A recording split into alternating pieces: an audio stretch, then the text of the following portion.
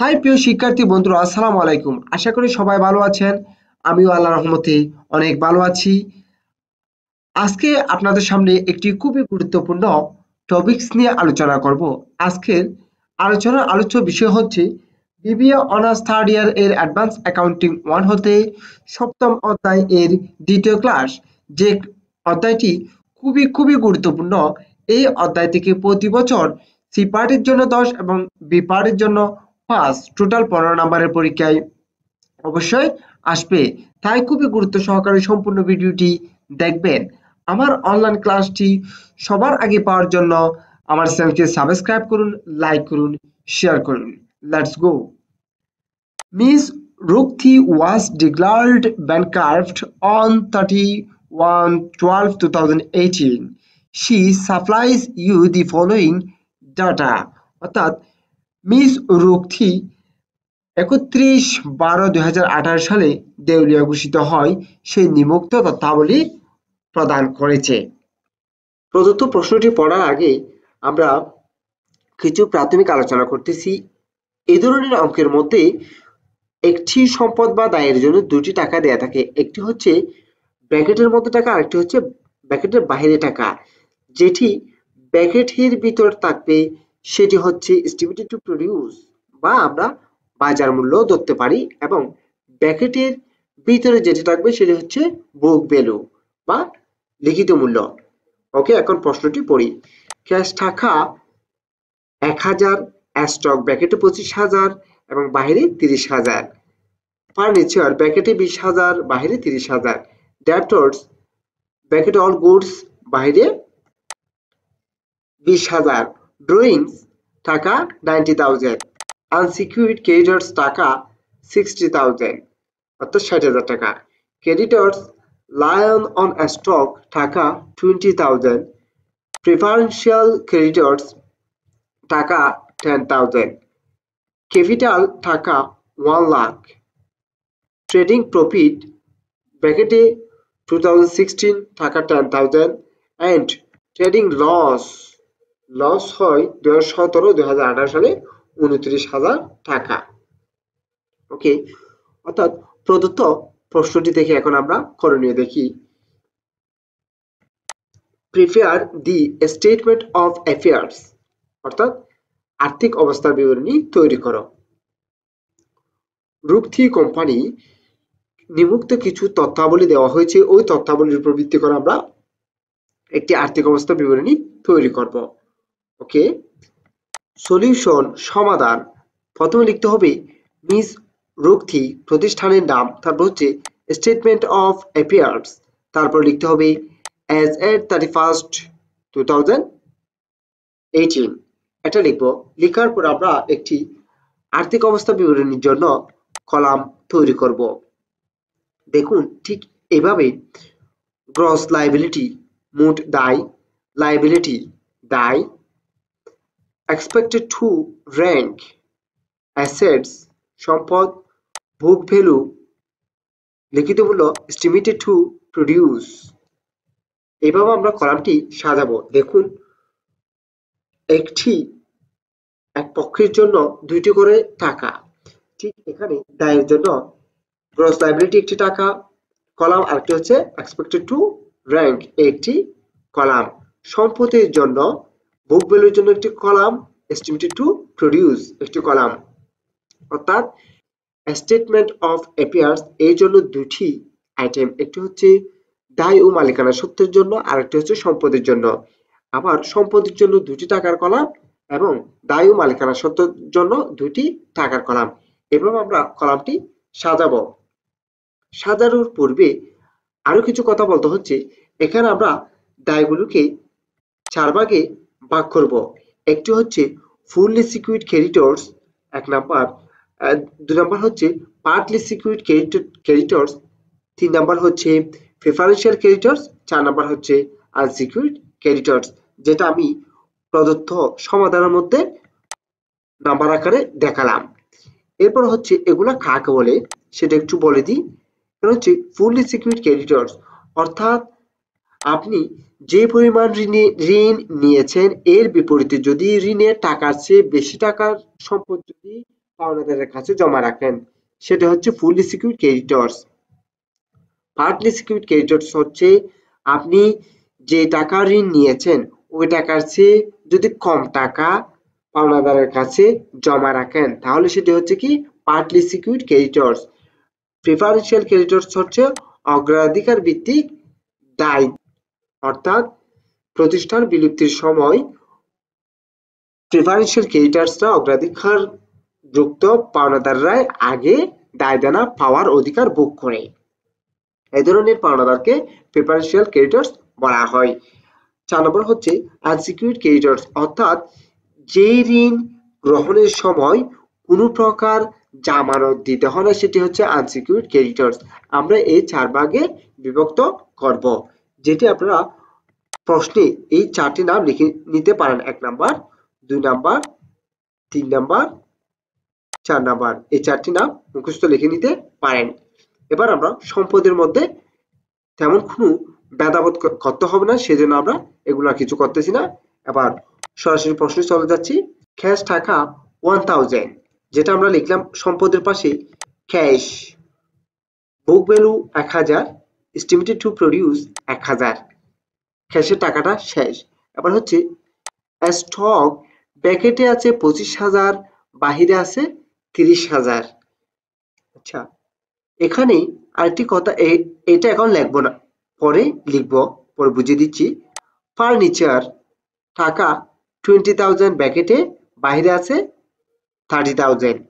এই টাকাটি লিখতেছি ফার্নিচার সম্পদ, সেজন্য ব্র্যাকেটের বাইরের টাকাটি হচ্ছে বুক ভ্যালু, সেজন্য আমরা বুক ভ্যালুটা লিখলাম, এবং ব্র্যাকেটের ভিতরে টাকাটি আমরা এস্টিমেটেড টু প্রডিউসের কলামে লিখব।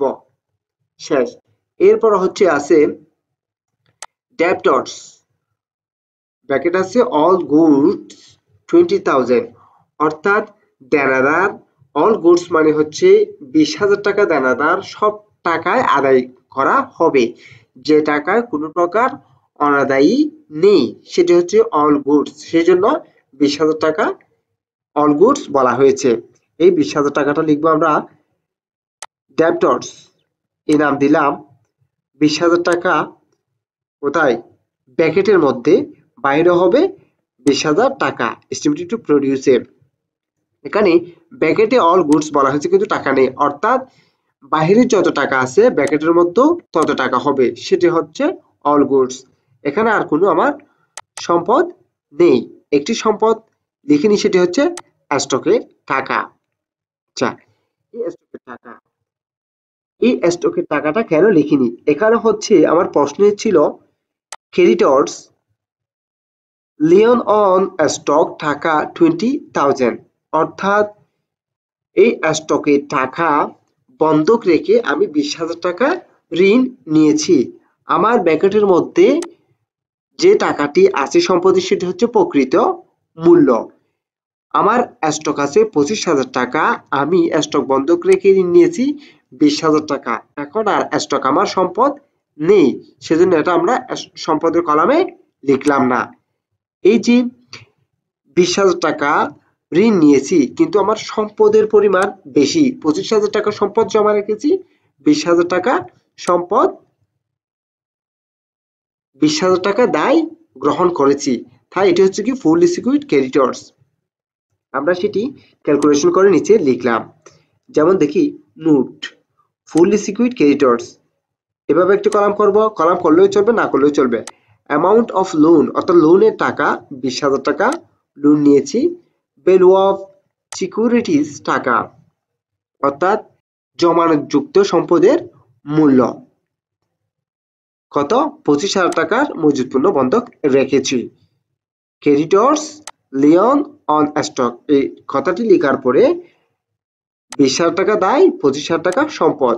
এই জমাকৃত 25,000 টাকা প্রতিষ্ঠান বিলুপ্তি হওয়ার সময় আদায়করণে কিছু খরচ যাবে, সে খরচটি হচ্ছে একজন সরকার কর্তৃক বা প্রতিষ্ঠান কর্তৃক নিয়োগ করা হবে আদায়কারী বা রিসিভার, তার জন্য রিসিভার ফিস দিতে হয়। 1997 সালে দেওনিয়া আইন অনুসারে রিসিভার ফিস হচ্ছে 4%, সেটা জমাকৃত সম্পদের উপর থেকে প্রয়োগ করে বিয়োগ করা হবে। তাহলে লেস রিসিভার ফিস 4%। কত টাকার সম্পদ জমা দিচ্ছি? 25,000 টাকা। এর উপর যদি 4% করা হয় 1000, অর্থাৎ 25,000 টাকা থেকে যদি 1000 বিয়োগ করা হয় 24,000 টাকা ভ্যালু অফ সিকিউরিটি, যার জন্য দায় আছে 20,000 টাকা। আমরা এটি একটু প্রথমে দেখিয়ে দিচ্ছি।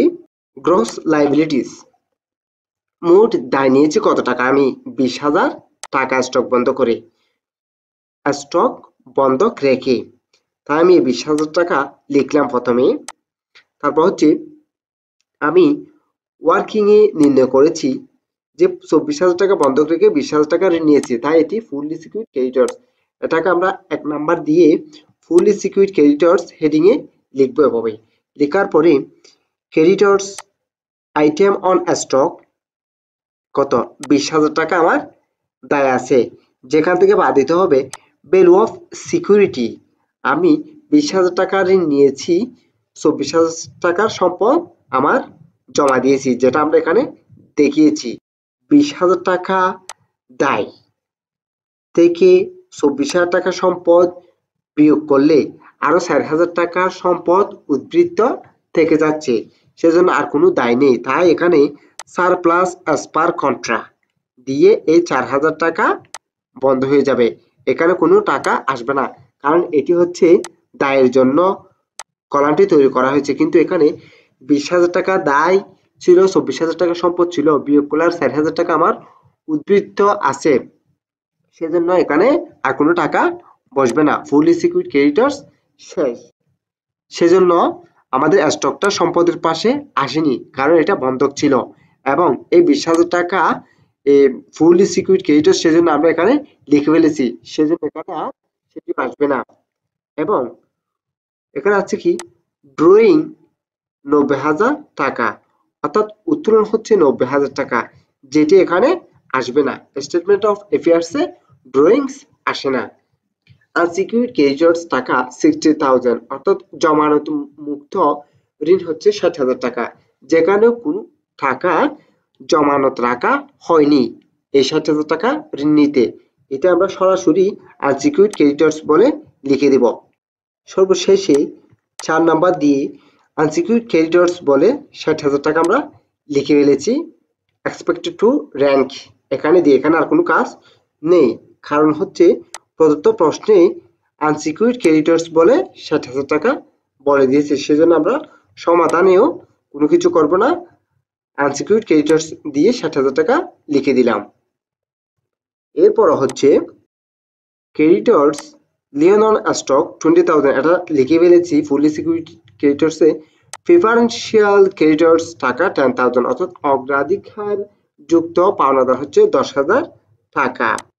মোট প্রিফারেন্সিয়াল ক্রেডিটর্স হচ্ছে 10,000, সেজন্য আমরা এখানে গ্রস লাইবিলিটির মধ্যে লিখলাম, এবং 2 নম্বরে এসে প্রিফারেন্সিয়াল ক্রেডিটর্স হেডিং এর মধ্যে 10,000 টাকা লিখলাম, এবং ডিডাক্টেড অ্যাজ পার কন্ট্রা বিপরীত দাখিলা বলে 10,000 টাকা বিয়োগ করলাম। এই 10,000 টাকা থেকে 10,000 টাকা বিয়োগ করলে এক্সপেক্টেড টু র্যাঙ্ক কলামে 0 টাকা হবে। এরপরে আর কিছু নেই, কারণ এখানে capital, trading profit, trading loss এগুলো এখানে আসবে না। সেজন্য আমরা এখানে আরেকটি জিনিস দেখেছি, যেটা হচ্ছে পার্টলি সিকিউরড ক্রেডিটর্স, এবং এখানে কোনো কাজ করিনি, কারণ হচ্ছে এখানে আমাদের দায়গুলোকে 4 ভাগে ভাগ করতে হয়। একটি হচ্ছে ফুললি সিকিউরড ক্রেডিটর্স, আরেকটি হচ্ছে পার্টলি সিকিউরড ক্রেডিটর্স, আরেকটি হচ্ছে আনসিকিউরড ক্রেডিটর্স, এবং চতুর্থটি হচ্ছে পার্টলি সিকিউরড ক্রেডিটর্স। সেজন্য এখানে দফা থাকুক বা না থাকুক, লিখতে হোক বা না হোক, এগুলো আমরা মুখস্থ করে 4টা লিখে দেব। আশা করি দায়ের পাশে দায় শেষ। হচ্ছে সম্পদ, সম্পদের মধ্যেও আমাদের আর কিছু প্রদত্ত প্রশ্নে লিখতে হবে না। এবার আমরা এখানে ক্যালকুলেশন করি। ক্যাশ এবং ফার্নিচার, বুক ডেপ্ট বা ডেপ্ট দানাদার, এই 3টে টাকা এগুলোকে যোগ করব। এখানে এই টাকাগুলোকে বন্ধ করে দেবো, এই টাকাগুলো আর কোনো কাজ নেই। এটা আমাদের যতটুকু লিখতে হবে লিখে এটা আমরা ক্লোজ করে দেবো। এখানে আর কোনো কাজ নেই বুক ভ্যালুর, শুধু এটা দিয়ে কাজ করব। 1000, 20,000, 20,000 যোগ করলে হবে 41,000 টাকা। এই 41,000 টাকা আদায় করতে একটি খরচ দিতে হয় রিসিভার ফিস নামে, যে এই সম্পদগুলোকে একত্রিত করে বিক্রয় করবে এবং এই বিক্রয়ের জন্য তাকে কিছু খরচ বহন করতে হয় এবং যিনি বিক্রি করবে তাকে কিছু খরচ দিতে হয় বা বেতন দিতে হয়। সেজন্য এর নাম হবে কি রিসিভার ফিস নামে বিয়োগ করতে হবে। কিন্তু এখানে আরেকটা জিনিস মনে রাখতে হবে, ক্যাশ টাকা। এই যে ক্যাশ টাকা হচ্ছে ব্যাংকে অথবা প্রতিষ্ঠানের ক্যাশ বক্সে যে টাকাটি থাকবে সেটা হচ্ছে ক্যাশ টাকা। এই ক্যাশ টাকাটি একত্রিত করতে বা আদায় করতে কোনো প্রকার খরচ বহন করতে হয় না। সেজন্য সম্পদের মোট মূল্যের উপরে রিসিভার ফি প্রয়োগ করা হবে, কিন্তু এই নগদ টাকা বাদে। এবং নগদ টাকা বাদে বলতে আমি বোঝাতে চাচ্ছি, এই যেখানে মোট সম্পদের মূল্য হচ্ছে কত 41,000 টাকা, এখানে 1,000 টাকা নগদ টাকাটা বাদ দিলে মোট সম্পদের মূল্য হচ্ছে কত 40,000 টাকা। এই 40,000 টাকার উপরে রিসিভার ফি গণনা করা হবে। তাহলে দেখি 41,000 বিয়োগ 1,000 ক্যাশ সমান 10%। এই 10%টি কোথা থেকে আসলো? 1997 সালে দেউলিয়া আইনে বলা হয়েছে প্রথম 10 লক্ষ টাকা বা তার চেয়ে কম বা তার সমপরিমাণ টাকার উপরে 10% রিসিভার ফি আদায় করতে হবে। সেজন্য এখানে 10 লাখ টাকা হোক বা না হোক, সেজন্য এখানে আমরা 10% প্রয়োগ করব। কত টাকার উপরে? 41,000 বিয়োগ 1,000 সমান 40,000 টাকার উপরে 10% প্রয়োগ করলে হবে 4,000 টাকা। রিসিভার ফি 4,000 টাকা বহন করতে হচ্ছে কত টাকা থেকে? টোটাল সম্পদ 41,000 টাকা থেকে যদি 4,000 টাকা চলে যায় তাহলে হবে 37,000 টাকা। এই 37,000 টাকার সাথে যোগ করতে হবে add surplus as per contra. এই 4,000 টাকা এটি সারপ্লাস অ্যাজ পার কন্ট্রা, কারণ আমার 24,000 টাকার সম্পদ বন্ধক রেখে 20,000 টাকা ঋণ নিয়েছিলাম, আমার 4,000 টাকা আরো উদ্বৃত্ত রয়েছে যেটা আমার সম্পদ, সেজন্য এখানে লিখতে হবে add surplus as per contra. 4,000 টাকা নামে যোগ করব। যোগ করলে হবে কত? 41,000 টাকা। এই 41,000 টাকা থেকে বাদ দিতে হবে একটি দফা, সেটা হচ্ছে কি ডিডাক্টেড অ্যাজ পার কন্ট্রা, যেটা আমাদের অগ্রাধিকার ভিত্তিতে ঋণ পরিশোধ করার একটি চুক্তি ছিল 10,000 টাকা প্রদত্ত অঙ্কে। এই টাকাটা আমরা এখানে বাদ দেব। ডিডাক্টেড অ্যাজ পার কন্ট্রা নামে আমরা এখানে কি করলাম 10,000 টাকাটা বিয়োগ করব। যদি 41,000 টাকা থেকে এই 10,000 টাকাটা বিয়োগ করা হয় তাহলে হবে 31,000 টাকা। আমার এখানে মোট সম্পদ দেখাচ্ছে কত টাকা? 31,000 টাকা যোগ বিয়োগ করার পরে। কিন্তু আমার এখানে দায়ে দেখাচ্ছে টোটাল 60,000 টাকা। এখানে আমার 60,000 টাকা, এটি হচ্ছে দায়ের কলাম। এটার কোনো কাজ নেই, এটা আমরা এখানেও বন্ধ করতে পারি এখানেও বন্ধ করতে পারি। কিন্তু আমার এখানে দায় দেখাচ্ছে কত টাকার? 60,000 টাকা। আমার এখানে সম্পদ দেখাচ্ছে কত? 31,000 টাকা। আমাদের এই 60,000 টাকা এখানে সম্পদের পাশে এসে 60,000 টাকাটা আমরা লিখে দেব। 60,000 টাকা থেকে এই 31,000 টাকা বিয়োগ করলে 29,000 টাকা যেটি ডিফারেন্স ফিগার বা পার্থক্য মূল্য থাকবে সেটি হচ্ছে ঘাটতি হিসাব, যেটিকে ডিফিসিয়েন্সি অ্যাকাউন্ট বলা হয়। অর্থাৎ এই যে মোট সম্পদ থেকে মোট দায়ের যে পার্থক্যটি রয়েছে সেটা হচ্ছে ঘাটতি হিসাব বা ডেফিসিয়েন্সি অ্যাকাউন্ট। আশা করি প্রদত্ত সমস্যাটি আপনারা ভালোভাবে বুঝতে পেরেছেন। যদি আরো বেশি কিছু জানার থাকে আমার অনলাইন বক্সে লিখে আপনারা জানিয়ে দিন, আমি আপনাদেরকে সমাধান করে দেব ইনশাআল্লাহ। ভালো থাকবেন। পুরো ভিডিওটি দেখার জন্য ধন্যবাদ। আসসালামু আলাইকুম।